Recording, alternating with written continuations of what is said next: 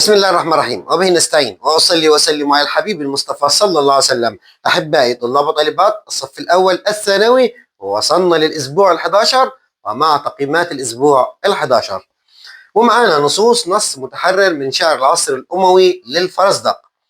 لو أعلم الأيام راجعة لنا بكيت على أهل القرى من مجاشع، بكيت على القوم الذين هوت بهم دعائم مجد كان ضخم الدسائع. طبعا هنا واضح ان هو بيفتخر بهؤلاء القوم وفي نفس الوقت حزين على ان المجد بتاعهم انتهى وضاع. اذا معنى هوت، بكيت على القوم الذين هوت بهم يعني سقطت بهم مكانتهم، دعائم المكانة ذاتهم سقطت نقصت، يبقى هنا هناخد سقطت. طيب السؤال التالي، ايه العاطفة طبعا المسيطرة عليه؟ لسه قايلين ان هو طبعا بيفتخر بهم في نفس الوقت حزين على ان المجد بتاعهم ابتدى يسقط وينزل، يبقى الحزن الممتزج بالفخر. علاقة البيت الثاني بما قبله، لو أعلم الأيام راجعة لنا بكيت على أهل القرى من مجاشع.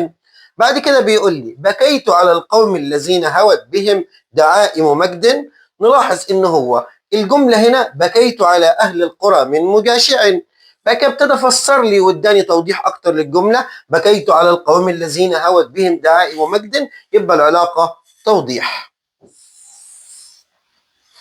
الغرض الشعري للأبيات السابقة وسبب ازدهاره في العصر الأموي، لسه قايلين طبعا الفخر. طب رغم ان الفرزدق هنا لكن مش هنقول نقائد. طيب ليه؟ لأنه النقائد بيبقى الفخر ممتزج بهجاء، هنا فخر وما فيش هجاء، فخر فقط، يبقى الغرض الشعري للأبيات السابقة هو الفخر. ولسه قايلين احنا اهو حزن ممتزج بإيه؟ بالفخر، لسه قايلين اهو الغرض حزن ممتزج بالفخر. طيب الفخر، والفخر ده بعد كده اللي هو امتزج بالهجاء وتحول بعد كده إلى نقائد. طب إذا سبب ازدهار الفخر هو نفسه سبب ازدهار النقائد، اللي هو طبعا سبب ازدهاره طبعا التعصب القبلي والانتماءات الحزبية، هو نفس السبب للنقائد. طيب قال المتنبي معاتبا، بيعاتب مين؟ من لا يميز المخلص من المنافق، اللي ما يقدرش يميز بين المخلص والمنافق. وما انتفاع أخي الدنيا بناظره إذا استوت عنده الأنوار والظلم. عينيك لازمتها إيه لو ما قدرتش تفصل أو تفرق ما بين الهداية ما بين الضلال؟ طيب عايز استعارة تصريحية. إذا استوت عنده الأنوار والظلم، المقصود بالأنوار اللي هو الهداية أو العلم، والمقصود بالظلم اللي هي الضلال أو الجهل. فإذا كلمة الأنوار هنا صور الهداية أو العلم بالأنوار، حذف الهداية اللي هي الطرف الأول، فدي استعارة تصريحية. برضه نفس الطريقة الظلم استعارة تصريحية، صور الجهل بالظلم، حذف الطرف الأول، يبقى كلاهما استعارة تصريحية. يبقى هنا كلمة، لو خدنا كلمة الأنوار استعارة تصريحية، صور الهداية بالأنوار، حذف الطرف الأول. طيب ايه سر جمالها؟ صور الهداية بالأنوار. طبعا هنا الهداية دي شيء معنوي، أما النور فده شيء بنراه، يبقى شيء مادي. كل شيء نراه بالعين أو نلمسه فهو شيء مادي، يعني ده كده سر جمالها التجسيم.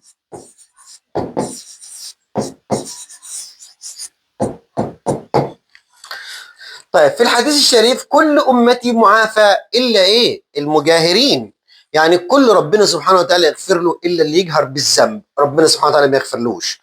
الفعل الماضي من اسم المفعول اللي هو معافى، فعل الماضي عافى، لما ابني للمجهول وضم الأول هيتحول الألف لواو فيبقى عوفية، عوفية، فالماضي بتاعه كان عافى أهو. لما ابني للمجهول أضم الأول، بالتالي الألف دي تتحول إلى واو فتبقى عوفية. يا حارس الوطن المرهوب جانبه عليه مما بنى تاريخه رصد. عايز مني ايه هنا؟ خط تحت اسم المفعول، طبعا المرهوب هو اسم المفعول، والمرهوب طبعا اسم فاعل عامل. طيب ايه فعله؟ طبعا ده مرهوب ثلاثي، يبقى فعله لازم ابني للمجهول، ما اقولش رهبه، لا اقول له ايه؟ رهب. رهب. طيب واعراب معموله؟ معموله طبعا اللي هي جانبه، اهي اعرابه نائب فاعل مرفوع، وعلامة رفعه طبعا الضمة، وطبعا الهاء في محل جر مضاف إليه لو حبينا نكمل إعراب. ندخل على أبو الفوارس عنترة. رأى عنترة ذلك كله من وراء العجاج السائر وقلبه يسف في صدره، اللي هو جيش طيء لما هجم على قبيلته وقدر ان هو يهزمهم، وهو طبعا كان رافض انه يدافع عنهم. حنقه وحقده على قومه كان بيكبح غضبه كما تكبح الشكيمة الفرس الجموح، يعني هو كان غضبان ان قومه مهزومين، بس حقده عليهم عشان رافضين يعترفوا بيه مخليه مش نازل ان هو يساعدهم. كل ما يرى منظر الهزيمة يغضب اكتر ويزمجر كالوحش، لكن حقده على قومه رفض ومنعه ان هو ينزل يدافع عنهم. اذا هو كان عندي عاطفتان، اذكرهما واذكر الدليل. يبقى العاطفة الأولى اللي هي غضبه، الأولى الغضب لهزيمة قومه، وطبعا ورغبته في النزول للقتال، ورغبته في النزول للقتال، عنده رغبة ان هو ينزل يقاتل. طيب والدليل؟ طبعا اهي غضبه كما تكبح الشكيمة الفرس الجموح، اهي غضبه كما تكبح الشكيمة الفرس الجموح، غضبه لما يشوف قومه مهزومين. طب العاطفة الثانية ايه؟ الثانية حنقه اهو على قومه، حقده يعني عليهم، على قومه. طب ليه؟ لأنهم طبعا رفضوا يعترفوا بيه. طيب وإيه الدليل على كده في الثانية دي؟ أهي ولكن حنقه، أهي ولكن حنقه، دي الدليل اللي هو كان يمنعه من النزول ويمنع الغضب. ننتقل للجزء الثاني. الجزء الثاني نص متحرر أيضا من العصر الأموي إلى عصبة. أما النهار فإنهم هم الأسد، خلي بالك مش الأسد، هم الأسد عند الحرب، أسد التهايج. وأما إذا ما الليل جن فإنه، طبعا هي مش إنه، هي المفروض إننا إنهم، المفروض إنها جمع هنا، فإنهم قيام كأنواح النساء النواشج. فهنا بيفتخر بهؤلاء القوم في النهار وسط الحرب أسود، بالليل بقى لما يدخل الليل ويظلم يعني يبتدوا قيام، يعني يظلوا يعبدوا ربنا بيتصفوا بالتقوى. إذا معنى جن الليل هنا بمعنى أظلم. غرض الأبيات السابقة لسه قايلين طبعا بيفخر بهؤلاء القوم. علاقة فإنهم قيام، إذا ما الليل جن تكون النتيجة فإنهم قيام، طبعا ده جواب شرط، أطول جواب الشرط من غير ما نفكر تبقى العلاقة نتيجة. يختلف مضمون الأبيات السابقة عن مضامين كثير من شعر العصر الأموي. طب بيختلف في إيه؟ إن العصر الأموي بيتصف، أو العصر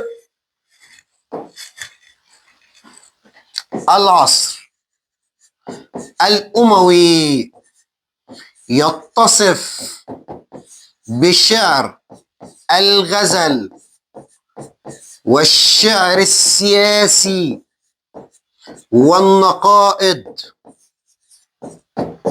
وهنا يصفهم بالتقوى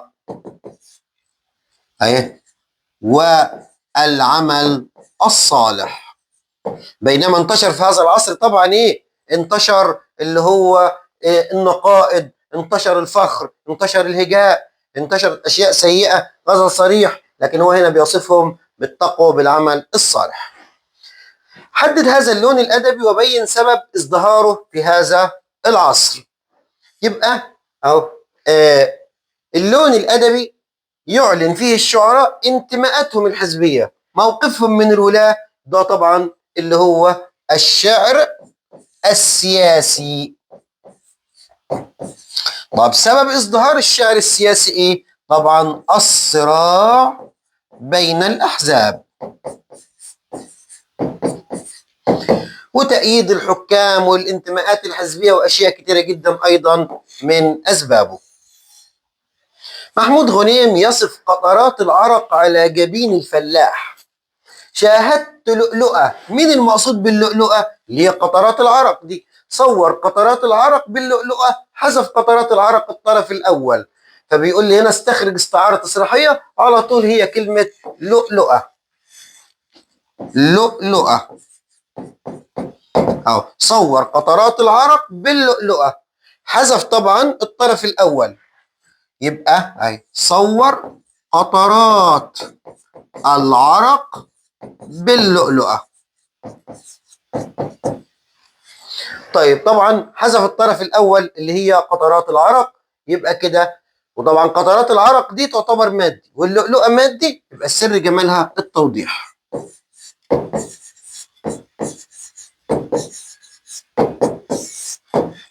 السؤال التالي: الشريف مصون عرضه. الفعل الماضي من مصون طبعا ده ثلاثي، فعل الماضي صان، بس لازم يكون مبني للمجهول، فيبقى فعله صينا. صينا مبني للمجهول. ما مضيع، خلي بالنا في شدة هنا، مضيع حق وراءه مطالب. فين اسم المفعول؟ مضيع. طيب ايه فعله؟ طبعا ده غير ثلاثي، لازم الفعل اجيبه غير ثلاثي. الفعل هيبقى ضيع، وهحط شدة عشان ده يبقى كده غير ثلاثي. ضيع. ضيع ده فعله. طب اعراب معموله، معموله كلمة ايه؟ حق. حق طبعا دي هتعرب نائب فاعل، لان ده اسم مفعول عامل. طيب نائب فاعل ده وهنا سبقه نفي، لما يسبقه نفي او استفهام بيبقى نائب فاعل سد مسد الخبر. السؤال التالي: عنترة. نفس القطعة العنترة بيقول لي استنتج السبب اللي خلى عنترة ما يشاركش في القتال رغم انه هو شاهد هزيمة العبسيين. طبعا السبب حقده على قومه الذين رفضوا الاعتراف به، بيعاملوه كعبد طبعا ورفضوا الاعتراف به. المجموعة ج من العصر الأموي: عليا بنت الخليفة المهدي. ليس خطب الهوى بخطب يسير، لا ينبئنك عنه مثل خبير. ليس أمر الهوى يدبر بالرأي ولا بالقياس والتفكير. ما معنى يسير؟ طبعا معناها سهل. بتقول إن الحب ده مش أمر سهل، وإن الحب ده لا هو بالرأي ولا القياس ولا التفكير، طبعا ده بالقلب. ايه المعنى اللي تقصده الشاعرة اذا في البيت الثاني؟ ان الحب ده ولا بالرأي ولا بالقياس ولا بالتفكير، لو بالعقل نقدر نتحكم فيه، بالتفكير نقدر نتحكم فيه، العقل ممكن، لكن القلب صعب، ملناش تحكم في قلبنا. اذا هنا تأكيد ان المحب يفقد القدرة على ابداء رأيه؟ طبعا لا. اظهار ان المحبين ضعاف العقل؟ طبعا لا. بينبه المحب انه ما يكترثش بالناصح، يعني ما ياخدش بالنصايح؟ طبعا لا. امال ايه؟ عجز المحب عن الفرار من اسر الحب، ان المحب ده قلبه بيتحكم فيه وهو اسير، ما يقدرش طبعا ان هو يعني يتصرف او يخرج من الاسر. علاقة البيت الثاني بما قبله: ليس خطب الهوى بخطب يسير. راح كرر النفي تاني عشان يأكد لنا الموضوع. ليس أمر الهوى يدبر بالرأي، طبعا أي تكرار على طول يفيد التوكيد. استنتج من البيتين أثرا من آثار البيئة ودلل عليه. الحقيقة عندنا آثار كتيرة جدا. أول حاجة طبعا انتشار الغزل العفيف، والدليل هنا اللي هي عليا بنت المهدي بتذكر كلمات الغزل العفيف اللي هو خطب الهوى وليس أمر الهوى بيسير. دي واحدة. الحاجة التانية ممكن أقول له إيه أيضا؟ انتشار العلوم اللي هي القائمة على الرأي والقياس والتفكير. طيب تعال ناخد واحدة منهم اللي هي طبعا انتشار الغزل العفيف أهو، والدليل كلمات مثل إيه؟ الهوى اللي هو الحب. استنتج من البيتين السابقين الغرض اللي ازدهر في هذا العصر، في العصر الأمة بتتكلم عنه الأبيات لسه قايلين طبعا اللي هو الغزل العفيف. الغزل العفيف. وازن بين شعراء الحضر وشعراء البادية في طريقة تناولهم للغزل العفيف من حيث الشكل ومن حيث المضمون. غزل عفيف وصريح. طيب شعراء، طبعا شعراء البادية كان غزل عفيف وشعراء الحضر كان غزل صريح، لكن من حيث الشكل كلاهما التزم بوحدة الوزن والقافية. ده من حيث الشكل. يبقى شعراء البادية غزل عفيف يصف مفاتن المرأة المعنوية. ده من حيث المضمون. طب من حيث الشكل طبعا التزم زي ما قلنا وحدة الوزن والقافية. طيب شعراء الحضر غزل طبعا صريح يصف المفاتن الحسية. الاثنين دول من حيث المضمون. من حيث الشكل كلاهما التزم وحدة الوزن والقافية.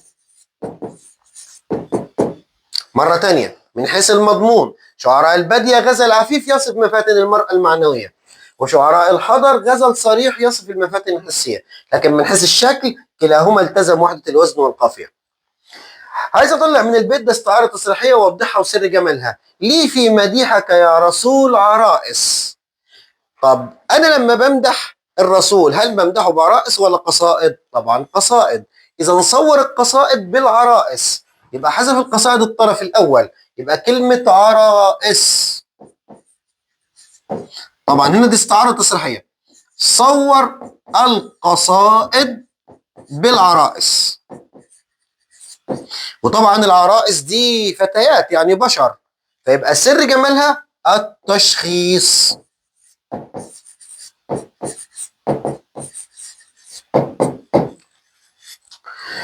أمختار المثقف صحبة الكتاب أم مختار المثقف للفوز بالجائزة؟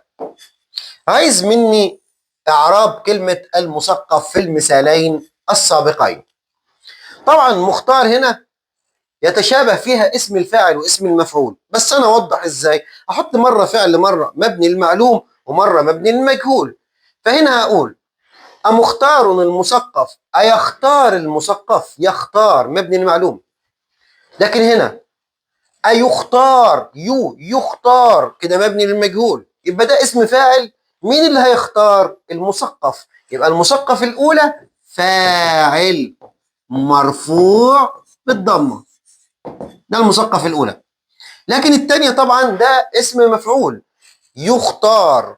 ما دام اسم مفعول يبقى الثانية هتبقى نائب فاعل مرفوع بالضمة. يبقى احبابي انتوا تفرقوا ازاي لما يديني كلمه زي كلمه مختار، محتاج، الكلمات اللي يتشابه فيها اسم الفاعل اسم مفعول. حط مره فعل مضارع مبني المعلوم ومره مبني المجهول. يعني مره احط يختار، لو نفع يختار يبقى ده اسم فاعل، لو نفع يختار يبقى اسم مفعول. ننتقل لعنترة والقصه. أبو الفوارس. بيقول لي هات من الفقرة دليلين على هزيمة العبسيين. طبعا هنا فرسان طيء لما هزموا العبسيين، ايه الدليل على ان العبسيين دول اتهزموا؟ عندي حاجات كتير الحقيقة وعايز منهم اتنين بس. وانفرط عقد العبسيين، اهو ممكن نخططها هنا، مش محتاجين نكتبها يعني. السبب الاول، ده الاول، انفرط عقد العبسيين بعد حين فصاروا يتدافعون ويتزاحمون عند فم الشعب. ده رقم واحد اهو، انفرط عقدهم وابتدوا يعني ايه انفرط عقدهم؟ يعني اتهزموا وابتدوا يجروا في كل مكان. ده رقم واحد. طب رقم اتنين، ممكن اقول له كلما اتجهوا وجهه وجدوا العدو يسد سبيلهم فيرتدون. دي كده رقم اتنين. طبعا لو حبيت اكمل كل دي اسباب ايضا اهي. تفلت الامر من ايديهم حتى صارت روح المعركه تدور بين حطام البيوت. دي ممكن اقول له رقم ثلاثة، ده لو حبيت تزود يعني. لو عايز ازود، كان فرسان عبس يرتدون خطوه بعد خطوه فيتخبطون. ادي اربعه. كل الحقيقه دي اسباب تدل على او دلائل على هزيمه عبس. كده يا احبابي نكون انتهينا من التقييمات الثلاثه للاسبوع ال11. ما تنسوش اللي ما اشتركش معانا في القناه يشترك. عايزين اللايك الجميل، عايزين الشير، ما تنسوناش احبابي بالدعوات. بسم الله الرحمن الرحيم، وبه نستعين، واصلي واسلم على الحبيب المصطفى صلى الله عليه وسلم. احبائي طلاب وطالبات الصف الاول الثانوي، وما زلنا مع الاسبوع ال11. كنا قدمنا لكم التقييمات الثلاثه، والان مع الاداء الصفي والاداء المنزلي. نصوص متحرره: قيس بن الملوح، مجنون ليلى، متى يشتفي منك الفؤاد المعذب، وسهم المنايا من وصالك اقرب. سهم الموت بيقول لها ان انا ممكن اموت لكن ما قابلكيش. فبعد ووجد واشتياق وركفة، فلا انت تدنيني ولا انا اقرب. كعصفورة في كف طفل يزمها، تذوق حياض الموت والطفل يلعب. فلا الطفل ذو عقل يرق لما بها، ولا الطير ذو ريش يطير فيذهب. ما أجملها من كلمات طبعا لمجنون ليلى.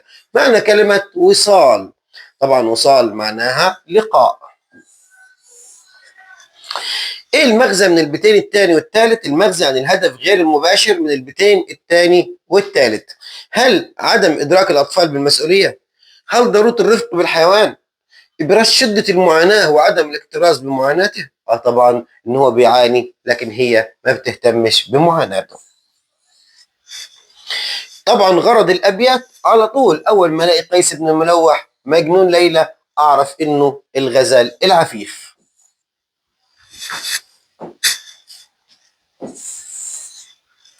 علاقة البيت الثاني بالبيت الأول، هلاقي فبعد ووجد واشتياق وركفة، تفصيل لأنواع العذاب اللي هو بيعانيها، فهنا العلاقة تفصيل.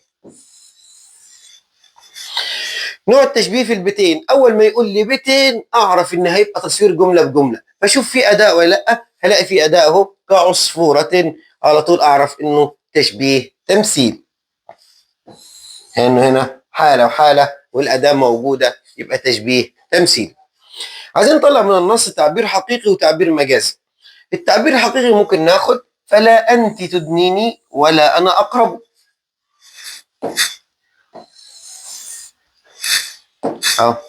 حقيقي، فلا أنت تدنيني ولا أنا أقرب.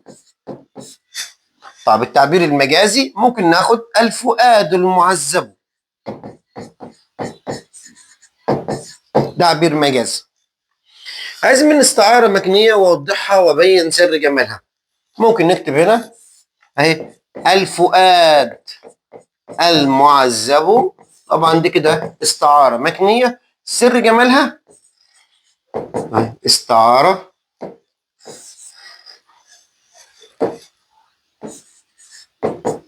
مكنية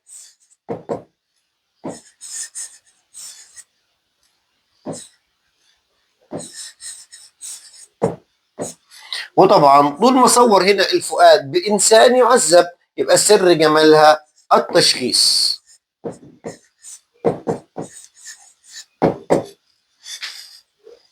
استخرج من النص سمة من سمات الشعر من حيث الألفاظ. طبعا من حيث الألفاظ هنا التأثر بالقرآن الكريم والحديث الشريف.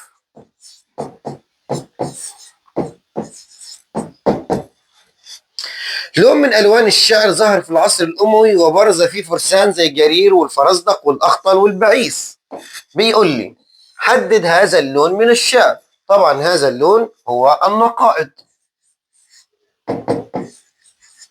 ده أول سؤال. السؤال الثاني، إيه المقصود بها؟ قصائد امتزج فيها الفخر بالهجاء. مرة تانية، قصائد امتزج فيها الفخر بالهجاء. طيب انقد هذا النوع من اللون يعني من ألوان الشعر. إيه النقد اللي ممكن نوجهه له وإيه المميزات؟ النقد طبعا ذكر العيوب وذكر المميزات. فلو قلنا النقد السلبي إن هو أعاد معاني الجاهليين، أعاد معاني الجاهليين من الفخر والهجاء. ده النقد اللي هو السلبي. لكن الإيجابي إن هو أظهر براعة الشعراء وساعد على تطور الشعر. مرة تانية، يبقى أعاد معاني الجاهليين في الفخر والهجاء، ده النقد السلبي. طيب الإيجابي بقى اللي هي المميزات، أظهر براعة الشعراء وساعد على تطور الشعر. عايز من الأبيات دي استعارة تصريحية ونوضحها ونذكر سر جمالها. في الخد إن عزم الخليط رحيلا مطر. بيقول الخليط اللي هم الأحباب لما يرحلوا المطر بينزل على الخد. طبعا إيه المطر اللي بينزل على الخد؟ الدموع. يبقى لو خدنا كلمة مطر، طبعا هنا صور الدموع بالمطر، حذف الدموع الطرف الأول، فدي كده استعارة تصريحية. طب الدموع والمطر الاثنين مادي، يبقى سر جمالها التوضيح.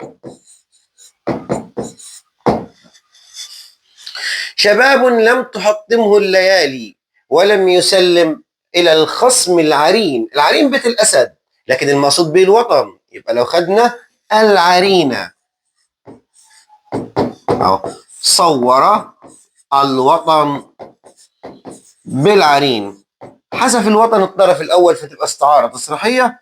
وطبعا الوطن معنوي والعرين مادي، يبقى سر جمالها التجسيم.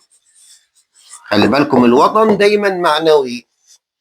قال حافظ إبراهيم مخاطبا أحمد شوقي أهلا بشمس المشرقين. هو هنا بيخاطب أحمد شوقي ولا الشمس؟ يبقى خلاص وصلنا لكلمة شمس أهو. شمس استعارة تصريحية، صور شوقي بالشمس. طبعا هنا عكس، صور الإنسان بالشمس، فيبقى سر جمالها التوضيح. ننتقل للسؤال التالي وهيكون سؤال نحو. عايز نستخرج اسم المفعول ونقول سبب عمله ونعرف معموله. أول حاجة اسم المفعول معقود. طب معقود إعرابها خبر، يبقى سبب عمله اعتمد على مبتدأ. إعراب معموله اللي هو الخير طبيعي يبقى نائب فاعل. طبعا مرفوع علامة رفعه الضمة. نائب فاعل مرفوع علامة رفعه الضمة. الدرس مفهومة، فطبعا هنا مفهومة. مفهومة فكره، طبعا سبب عمله برضو إعرابه خبر، برضو اعتمد على مبتدأ. وطبعا المعمول بتاعه كلمة فكره برضو نفس الطريقة، إعرابه نائب فاعل مرفوع بالضمة. الطالب معطى، يبقى اسم المفعول معطى. طب ما المعطى برضو اعرابها خبر، يبقى برضو اعتمد على مبتدأ. طبعا معطى ده بينصب مفعولين، نائب الفاعل ضمير مستتر، اما جائزة طبعا مفعول به ثاني. مفعول به ثان منصوب بالفتحة. أممنوح أبوك مالا، يبقى اسم الفاعل المفعول ممنوح.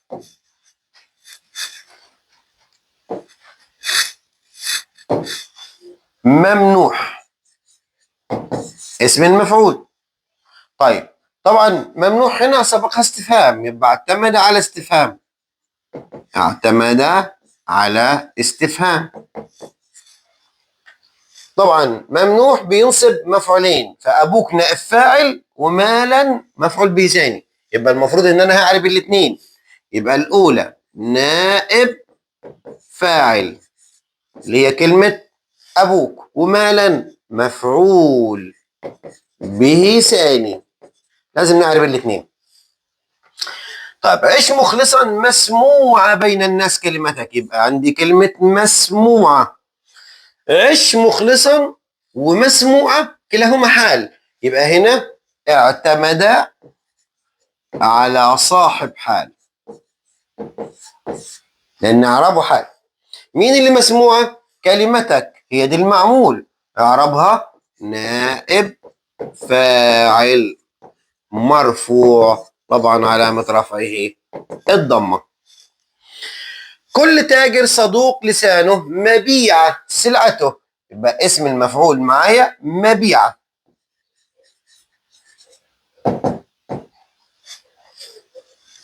طبعا عندنا 7. هو حاطط نقط زيادة طبعا هتبقى مش تبعنا، يبقى مبيعة. وطبعا هنا كل تاجر صدوق دي خبر، مبيعة أيضا خبر لكلمة تاجر. يبقى هنا اعتمد على مبتدأ. طيب مين اللي مبيعة؟ السلعة، هتعرب نائب فاعل، طبعا مرفوع بالضمة. طبعا عندي كل هنا مبتدأ، وتاجر مضاف إليه، وصدوق خبر، وطبعا هنا مبيعة هيبقى خبر ثاني، لذلك اعتمد على مبتدأ. آخر واحدة بقى كلمة مرفوعة. إيه؟ مرفوعة. طبعا هنا اسم مفعول سبقه استفهام، يبقى اعتمد على استفهام.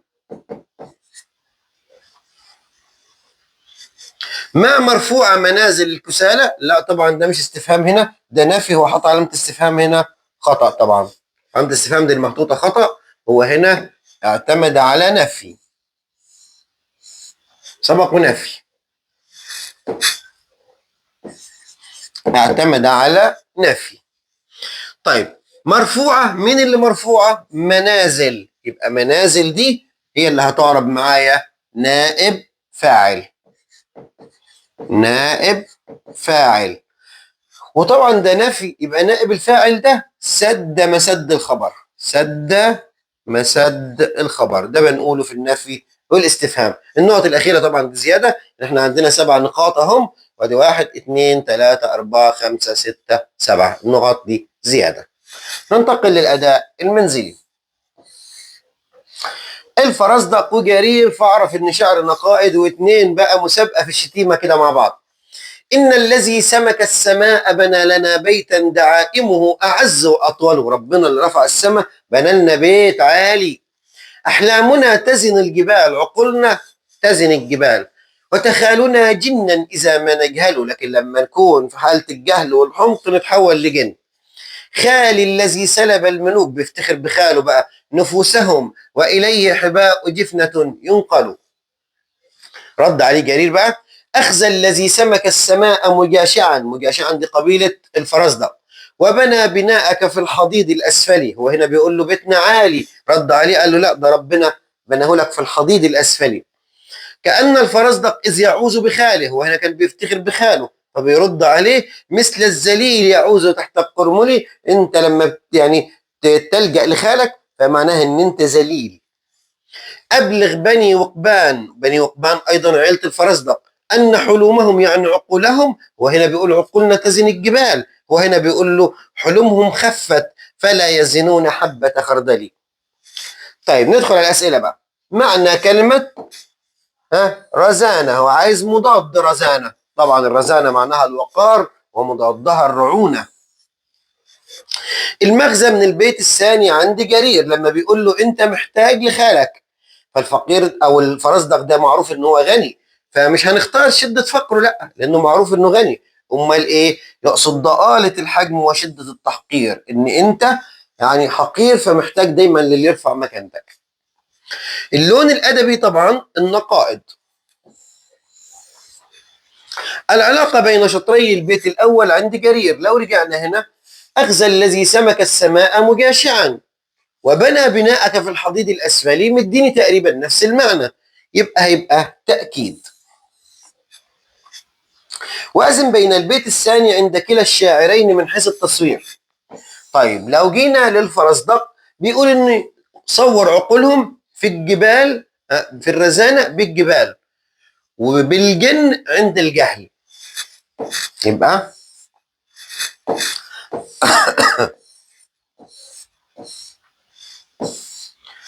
نبدأ كتابة من هنا. الفرزدق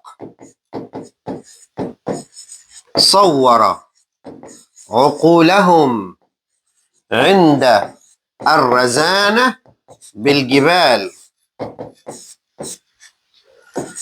وبالجن عند الجهل، عما يجهلوا يتحولوا إلى جن. طيب أما جرير، يعني نشوف بقى في البيت الثاني بيقول إيه جرير: كأن الفرزدق إذ يعوز بخاله مثل الذليل يعوز تحت القرمل.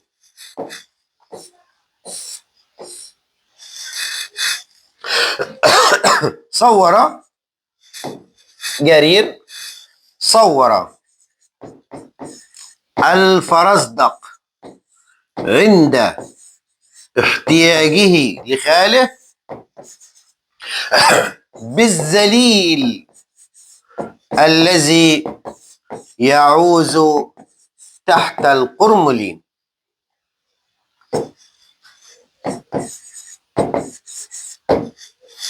بيقول لي ايه رأيك في شعر النقائد من حيث البعد الاجتماعي والأخلاقي؟ إنها أعادت النقائد معاني الجاهليين في الفخر والهجاء. أعادت معاني الجاهلين في الفخر والهجاء. طيب لكن لو نقدناها من ناحية يعني إيجابية، لكنها الناحية الاجتماعية بقى أرخت لتلك الفترة.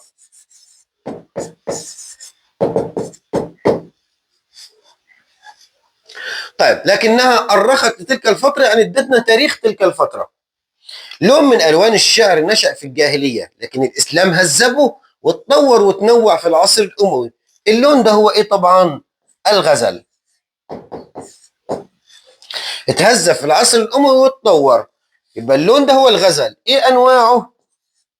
غزل عفيف يصف المفاتن المعنوية وأخلاق المرأة. الثاني بقى غزل صريح يصف المفاتن الحسية للمرأة. ننتقل للسؤال الثاني. عايز نطلع الاستعارة التصريحية وبين سر جمالها. كيف ترقى رقيك الأنبياء يا سماء؟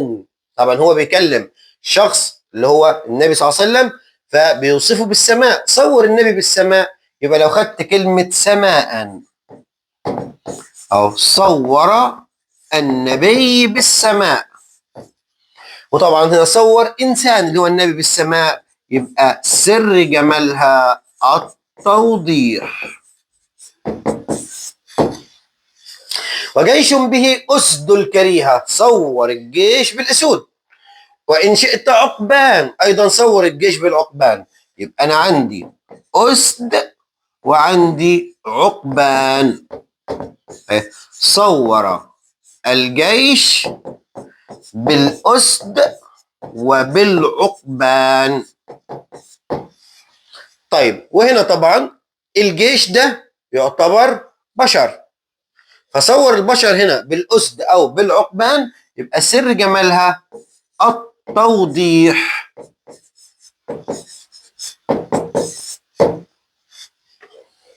تعرض لي السحاب وقد قفلنا، فقلت إليك إن معي السحابة. عايز مني أيضا تعرض لي السحاب، هو يقصد به ممدوحه، الشخص اللي بيمدحه يعني صوره بالسحاب. فهنا كلمة السحاب، صور ممدوحه بالسحاب، حذف ممدوح الطرف الأول وطبعا هنا وجاب السحاب. صور الإنسان بالسحاب أيضا، وسر جمالها التوضيح. ننتقل لأسئلة النحو. عايز اسم المفعول وسبب عمله وإعراب معموله. الحج أشهر معلومات، اسم المفعول طبعا معلومات.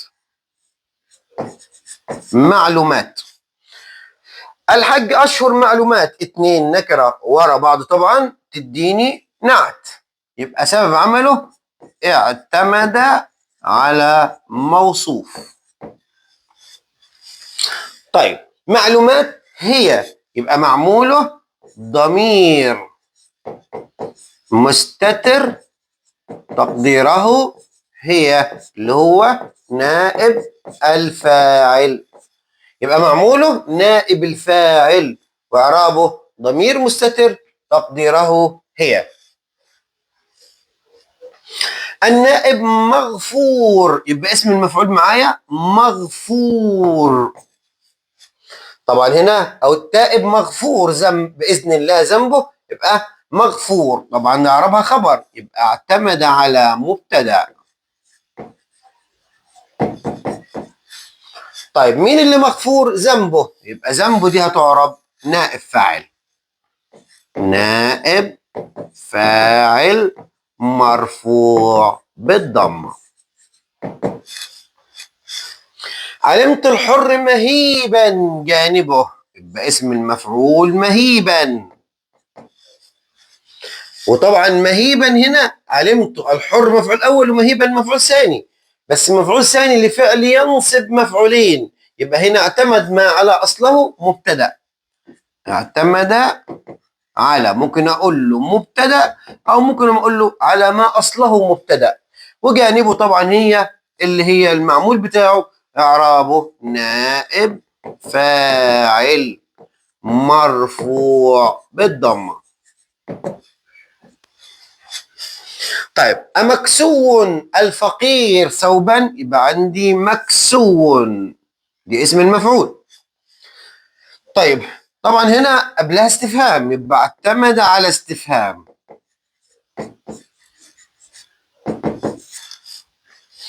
طبعا مكسو دي بتنصب مفعولين، يبقى الفقير نائب فاعل وثوبا مفعول به ثاني. يبقى انا عندي اتنين اهو، نائب فاعل وعندي مفعول به ثاني. ما مقبول، يبقى اسم المفعول مقبول. طيب سلوك طبعا هتبقى نائب فاعل، طبعا ده اعتمد على نفي. المعمول بتاعه سلوك، اعرابه نائب فاعل طبعا مرفوع بالضمه. وطني عزيز محمية حدوده، يبقى عندي محمية اسم مفعول. طبعا وطني عزيز دي خبر، محمية خبر ثاني، يبقى اعتمد على مبتدأ. وطبعا حدوده هي نائب الفاعل اللي هي معموله، نائب فاعل مرفوع بالضمة. أخيرا السائل المقضية، يبقى عندي مقضية ده اسم المفعول وإعرابها خبر، يبقى اعتمد على مبتدأ، وطبعا حاجته هي المعمول إعرابها نائب فاعل، نائب فاعل مرفوع بالضمة. كده يا احبابي نكون انتهينا من الاسبوع ال11، انتهينا من التقييمات الثلاثه والاداء الصفي، الاداء المنزلي. ما ننساش اللايك الجميل، ما ننساش الشير، اللي ما اشتركش اشترك معنا عشان يوصلك كل جديد. انتظرونا في القادم، وفقكم الله.